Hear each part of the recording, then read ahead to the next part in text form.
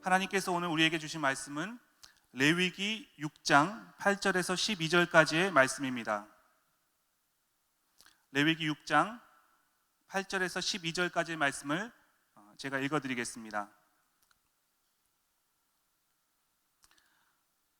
여호와께서 모세에게 말씀하셨습니다. 아론과 그 아들들에게 이렇게 명령하여라. 이것은 번제물에 관한 규례다. 번제물은 제단 위 제물을 태우는 곳에 밤새 올려져 아침까지 있어야 하고 제단의 불은 그곳에서 계속 불타올라야 한다. 제사장은 고운 삼배로 만든 긴 겉옷과 속바지를 입고서 제단 위에서 불에 타고 재만 남은 번제물을 가져다 제단 옆에 두어야 한다. 그 후에 그는 고운 삼배옷을 벗고 일상적인 옷으로 갈아입고 나서 그 죄를 이스라엘의 야영지 밖 정결한 곳으로 내가야 한다. 제단 위의 불은 그곳에서 계속 타고 있어야 하고 꺼져서는 안 된다. 아침마다 제사장은 나무를 가져다 제단 위에 불을 붙이고 그 위에다 화목제물의 지방에 있는 부위를 불태워야 한다. 그 불은 제단에서 계속 타올라야 하며 꺼져서는 안 된다. 아멘. 이제 성령의 불을 꺼뜨리지 않는 예배자라는 제목으로 김홍주 목사님 나오셔서 말씀을 전해 주시겠습니다.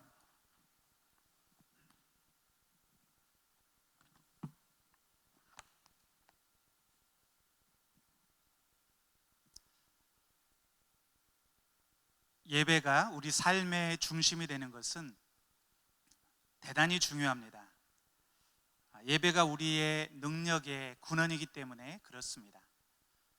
에크하르트란 예배학자는 예배에 대해서 이렇게 말합니다. 예배란 하나님께서 하신 것. 자막이 띄어지면 제가 같이 한번 읽어보겠습니다.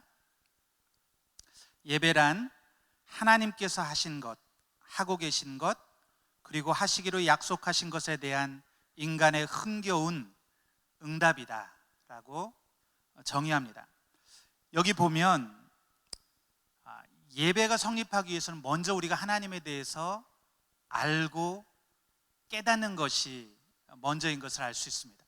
하나님이 우리를 위해서, 나를 위해서 과거에 행하셨던 일이 무엇이고 지금 행하시고 계신 일이 무엇이고 그리고 앞으로 행하시겠다고 약속하신 일이 무엇인지를 알고 그것에 대해서 즐거움으로, 기쁨으로 흥겹게 반응하는 것이 예배다. 우리가 하나님을 알게 되면, 하나님의 성품이 어떠한지를 깨닫게 되면 자연스럽게 우리 안에서 일어나는 반응은 기쁨입니다. 즐거움입니다. 그것은 흥겨운 반응이라고 그랬는데, 우리는 하나님을, 이 좋으신 하나님을 기뻐하고 찬송하게 되고 예배하게 되는 것이죠. 이 하나님은 정말 우리가 예배하고 찬송하기에 합당하신 분이라는 것을 깨닫고 자발적으로 그분을 높이게 되는 것입니다. 그런데 이러한 예배의 기쁨, 예배의 즐거움은 아무래도 혼자 예배 드릴 때보다는 여러 사람이 같이 모여서 예배 드릴 때 더 크겠죠. 이 같이 예배 드릴 때 기쁨이 상승작용이 일어나고 또 배가 되게 됩니다. 이것은 마치 우리가 불을 피울 때, 모닥불을 피울 때 장작불을 하나하나 흩어놓으면 불이 작아지고 꺼져버리는 것처럼, 그렇지만 이 장작불을 모아놓으면 더 활활 타오르는 것처럼 예배도 물론 우리가 같이 모여서 하나님을 찬양하고 예배할 때 우리의 기쁨이 더 배가 될 것입니다. 그러나 안타깝게도 지금은 우리가 코로나19 이 상황 때문에 함께 모여서 예배할 수 없는 상황이죠. 몇 주째 예배가 영상으로 드려지고 있고, 또 우리 목요 선교 집회도 이렇게 영상으로 우리가 함께 참여하고 있습니다. 어떤 분들은 그럴 수도 있을 것 같습니다. 그렇지 않아도 코로나 때문에 힘든데 예배마저 이렇게 영상으로 드려야 되다니, 교회 갈 수 없는 이 상황 때문에 더 답답하고 또 힘들 수도 있을 것 같습니다. 저도 이번 주에 교회 왔는데 이 교회가 텅 비어 있는 모습을 보면서 왠지 마음이 허전하고 서글퍼지고 왠지 모를 슬픔까지 이렇게 느껴졌습니다. 요즘 코로나 블루라는 말이 있죠. 이 코로나 우울감입니다.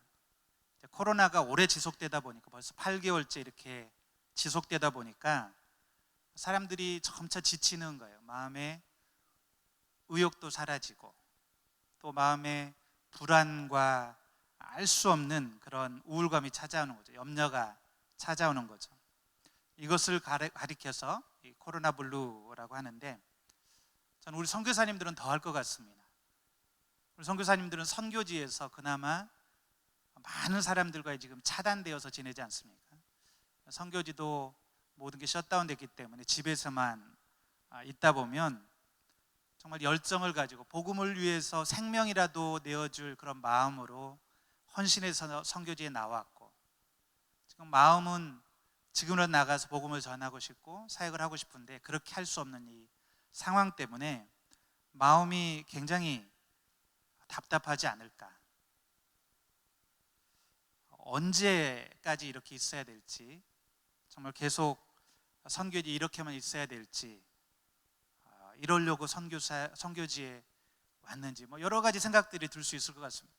더군다나 선교사님을 응원하는 후원자님들, 교회 또 가족들을 생각하면 이렇게 있어도 되나 하는 생각도 들 것 같습니다. 그렇지만 우리가 이런 상황 때문에 낙심할 필요는 없는 것 같습니다. 라인홀드 니버라는 유명한 신학자가 한 기도문이 있지요. 제가 한번 읽어보겠습니다. 라인홀드 니버의 기도문. 하나님이여, 나에게 내가 변화시킬 수 없는 일에 대해서는 그것을 받아들일 수 있는 평정을 주시고, 내 힘으로 고칠 수 있는 일에 대해서는 그것을 고칠 수 있는 용기를 주시며, 그리고 이 두 가지 차이를 깨달아 알 수 있는 지혜를 허락해 주옵소서. 내가 바꿀 수 없는 것들에 대해서는 받아들일 수 있는 평정을 달라고 기도합니다. 이 코로나 상황은 우리가 바꿀 수 있는 상황이 아니죠. 그렇기 때문에 받아들이는 게 오히려 지혜입니다. 이것 때문에 고민할 필요는 없습니다. 중요한 것은 우리가 바꿀 수 있는 것, 우리가 지금이라도 행할 수 있는 것에 더 집중하는 것이 지혜겠죠. 아마 지금 하나님은 우리에게 기대하시는 게 뭘까? 하나님은 우리가 같이 모이지 못하는 것 때문에, 아니면 우리가 더 많은 사역을 하지 못하는 것 때문에 하나님이 실망하시지는 않을 것 같습니다. 어쩌면 하나님이 우리에게 실망한다면 이런 환경과 상황 때문에 예배자로 서 있지 못하는 것, 하나님을 예배하는 자리, 예배하는 마음으로 서 있지 못하는 것 때문에는 실망할 것 같습니다. 사랑하는 여러분, 사역보다 예배가 우선입니다. 하나님은 우리가 하나님을 알고 하나님을 기뻐하고 하나님의 임재 안에서 우리가 하나님의 이 좋으심, 선하심의 기쁨으로 반응하는 것, 하나님께 찬양으로 반응하고 예배로 반응하는 것, 그것을 우리에게 기대하십니다. 우리가 이렇게 하나님을 예배하는 데는 특별한 장소나 사실 시간이 중요한 것은 아니죠. 우리가 함께 모여서 예배할 수 있다면 가장 좋겠지만, 우리가 사랑하는 성도들과 함께 하나님을 찬양한다면 기쁨이 배가 되겠지만, 그럴 수 없더라도 우리가 각자의 골방에서, 거실에서, 또는 선교지나 우리의 직장에서, 때로는 자동차 안에서라도 정말로 하나님의 임재 안에서 우리가 하나님을 예배하는 자리에 있다면 하나님은 그 예배를 기쁘게 받으실 것입니다. 정말 중요한 것은 우리가 하나님의 임재 안에서 하나님을 예배하고 있는가, 우리는 하나님의 임재 안에 거하는 예배자인가 하는 것입니다. 요한복음 4장 21절 말씀을 제가 한번 읽어보겠습니다. 여인아, 나를 믿어라. 이제 이 산도 아니고 예루살렘도 아닌 곳에서 아버지께 예배드릴 때가 올 것이다. 사마리아 여인에게 했던 말이죠. 예수님이 이제는 장소가 중요하지 않다고 말합니다. 그리고 23절에서 말씀하신, 제가 또 읽어보겠습니다. 이제 참되게 예배하는 사람들이 영과 진리로 아버지께 예배드릴 때가 오는데 지금이 바로 그때다. 아버지께서는 이렇게 예배드리는 사람들을 찾고 계신다. 여기에 보면 때에 대한 구분도 사라지는 것을 볼 수가 있습니다. 중요한 것은 영과 진리로 예배드리는 것이라고 말합니다. 그리고 아버지께 이렇게 영과 진리로 예배할 때가 오는데 바로 지금이 그때다.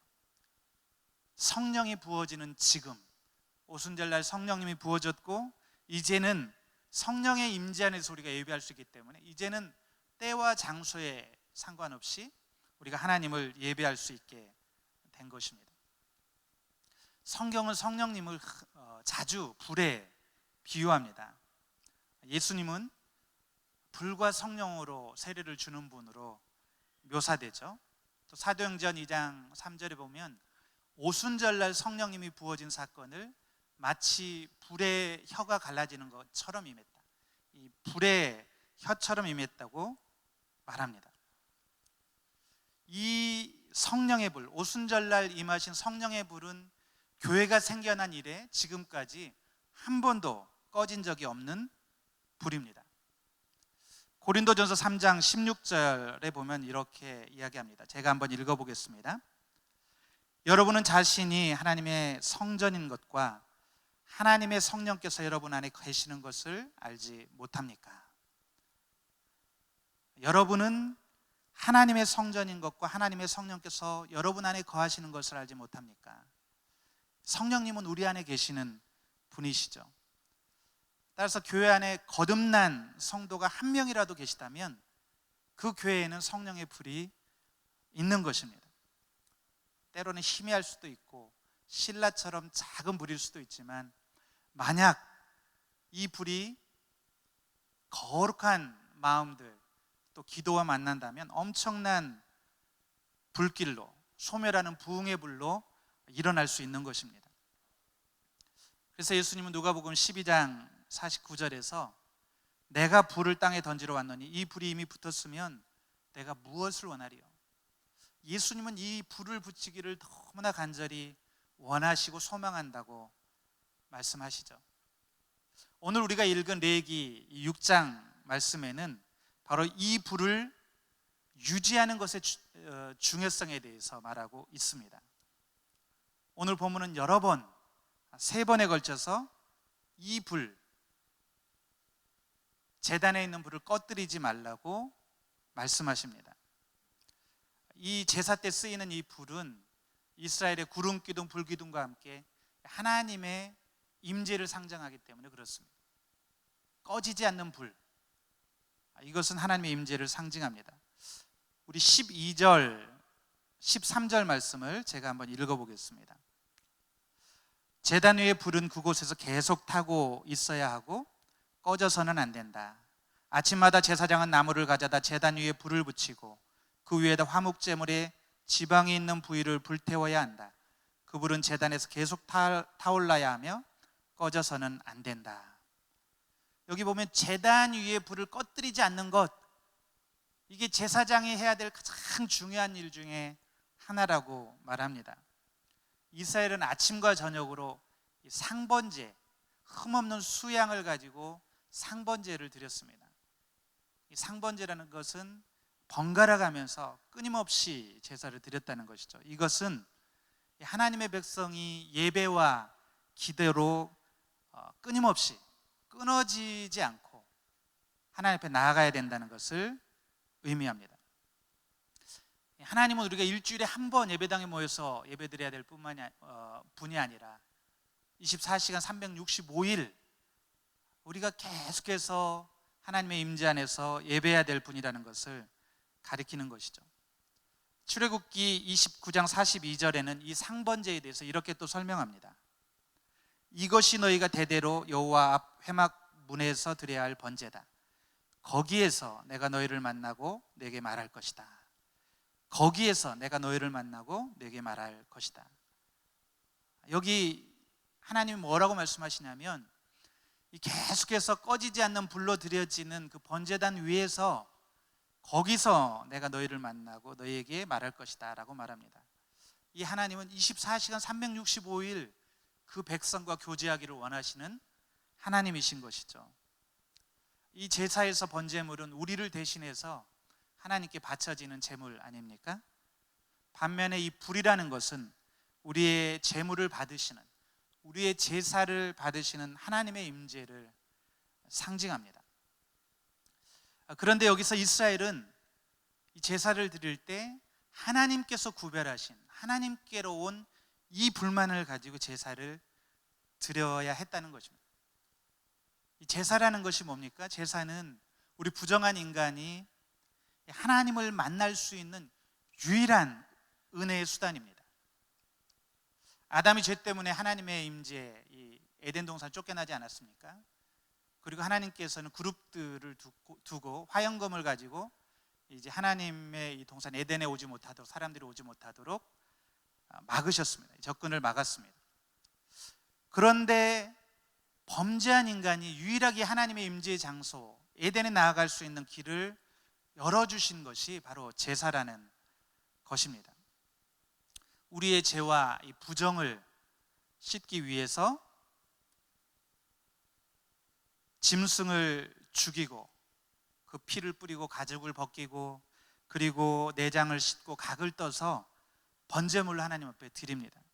그러면 하나님께서 구별하신 거룩한 불이 이 제물을 태워서 제사가, 우리의 속죄가 이루어지는 것이죠. 이스라엘의 역사를 보면은 하나님께서 정하신 이 불이 아닌 다른 불로 제사를 드렸던 적이 한 번 있었습니다. 레위기 10장 1, 2절에 보면 아론의 두 아들 나답과 아비후가 하나님이 정하신, 구별하신 이 불이 아니라 자기들이 다른 데서 불을 가져다가 제사를 드립니다. 그럴 때 어떤 일이 일어났죠? 2절에 보면 그러자 불이 여호와 앞에서 나와 그들을 불살라 버렸다고 말합니다. 여호와 앞에 불이 나와서 그들을 불살라 버렸다. 우리가 하나님이 구별하신 불로 하나님 앞에 예배드리는 것이 얼마나 중요한가 하는 것을 알 수 있습니다. 그렇기 때문에 이스라엘의 제사장들은 이 하나님의 임재의 상징인 하나님이 주신 이 불을 꺼뜨리지 않기 위해서 아주 세심한 주의를 기울입니다. 이스라엘 백성이 이제 광야를 이동할 때는 특별히 만들어진 이 불을 담는 그릇에다가 이 불씨를 담아가지고 이동을 하죠. 그리고 다시 성막 텐트를 치면 아까 말씀드린 상번제로 계속해서 이 불을 피우는데, 이 불이 피어날 수 있도록 속죄제물로, 화목제물로 드렸던 그 짐승의 기름을 넣고 장작을 넣고, 그래서 불을 계속 타오르게 하는 것입니다. 굉장히 수고롭고 번거롭죠. 그렇지만 여기에는 굉장히 중요한 메시지가 있습니다. 예배라는 것은, 제사는 우리의 마음 내키는 대로 드리는 것이 아니라는 것이죠. 제사라고 다 제사가 아닙니다. 돼지머리 놓고 드리는 이런 것은 제사가 아니고 우상 숭배라고 그러죠. 예배는, 제사는 반드시 하나님이 정하신 방법대로 드려져야 되고, 그리고 여기서 빠져서는 안 되는 것이 바로 하나님이 구별한 이 불이라는 것입니다. 하나님의 임재의 상징인 불. 이 하나님의 임재, 이 성령의 불이 있을 때, 예배 가운데 있을 때 우리는 이 예배를 하나님께서 받으셨구나 하고 확증 받을 수가 있는 것이죠. 우리가 아는 것처럼 구약에서의 제사는 예수님께서 십자가에서 드리실 진정한 제사, 하늘의 제사의 모형입니다. 예수님이 십자가에서 단번에 영원한 속죄의 제사를 이루심으로 이제는 우리가 언제든지 하나님의 임재 앞에, 은혜의 보좌 앞에 나아가서 하나님을 예배하고 하나님과 교제할 수 있는 길이 열리게 됐죠.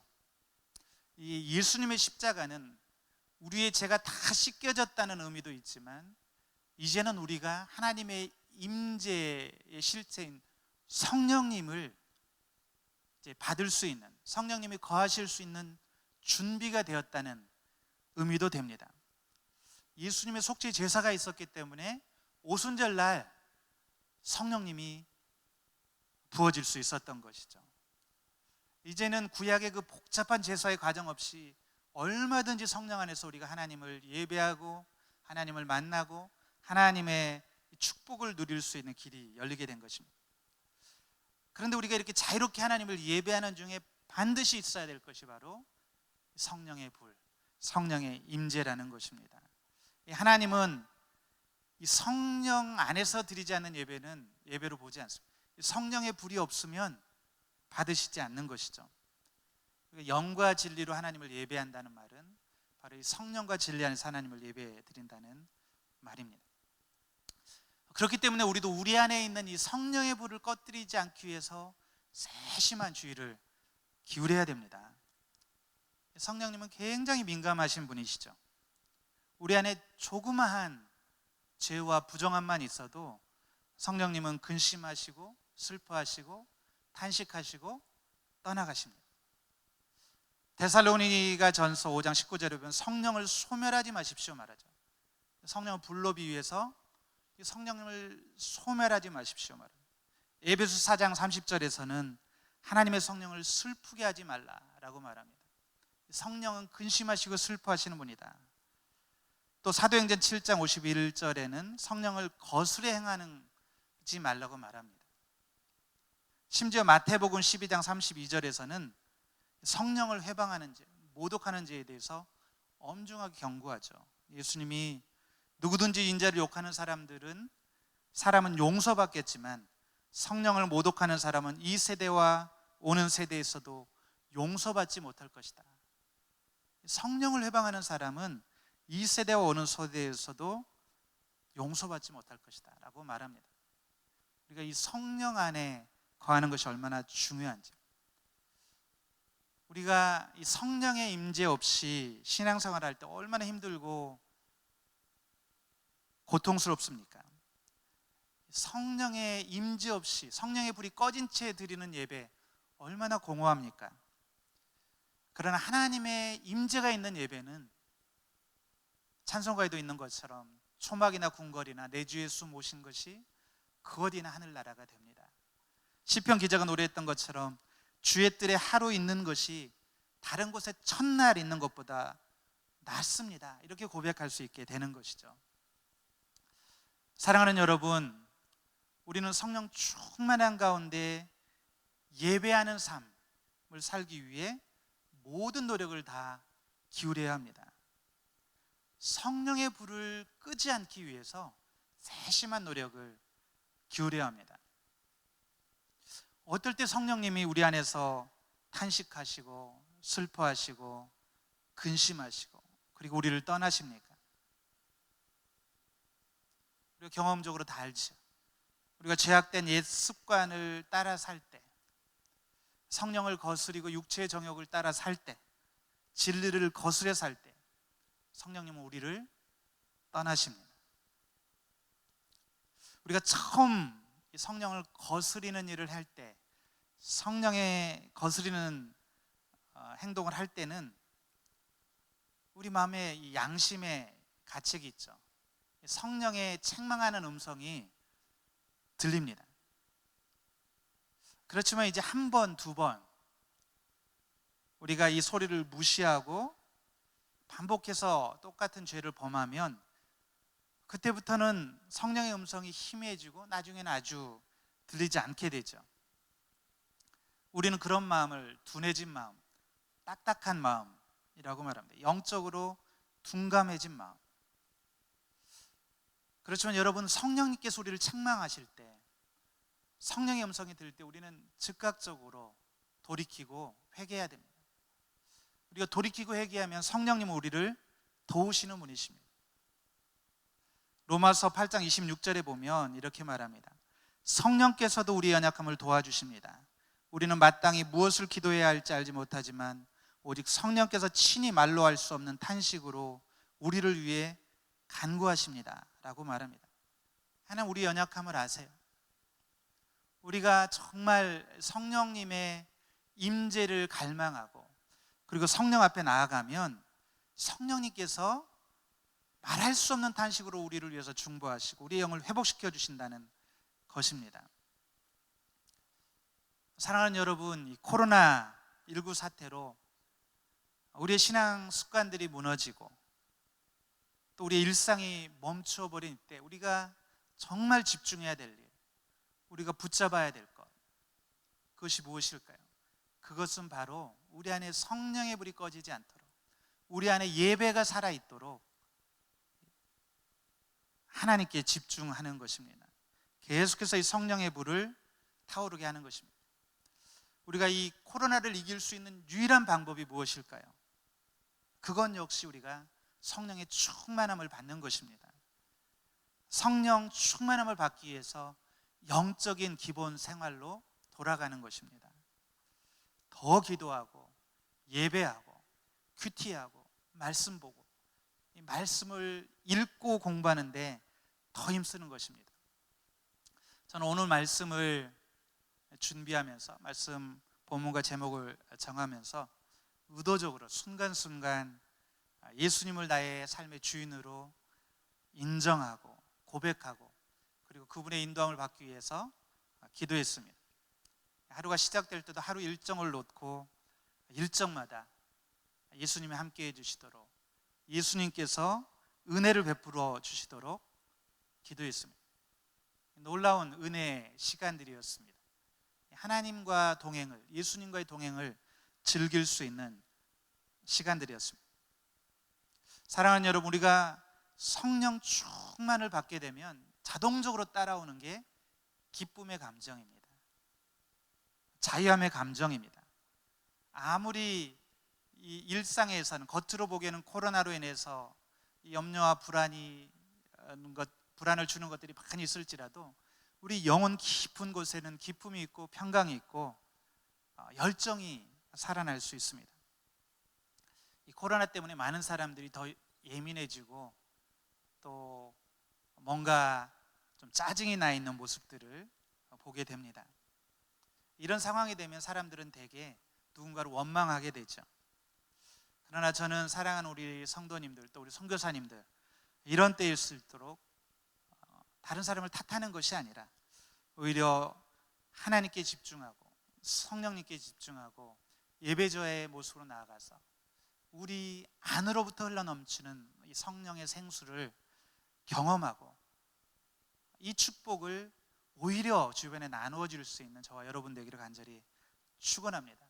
모두가 이러한 때 오히려 더 예배자가 되고 위로자가 되고 그리고 격려자가 될 수 있기를 간절히 축원하고 소망합니다. 기도하겠습니다.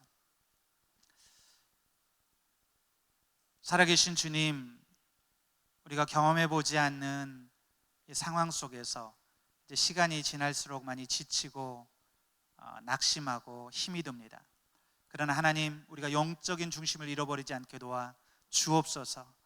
성령의 임재와 성령의 충만함을 잃어버리지 않게 도와 주옵소서. 하나님, 이러한 때 우리가 진정한 예배자로 하나님을 더 깊이 묵상하고 하나님을 알아가고 하나님을 기뻐하고 하나님을 소망하는 그런 예배자가 되게 도와주시고 우리 영혼 깊은 곳에서 주님이 주시는 기쁨, 평강과 은혜를 경험하는 우리 모두가 되게 도와 주옵소서. 감사함이 예수님의 이름으로 기도드렸습니다. 아멘.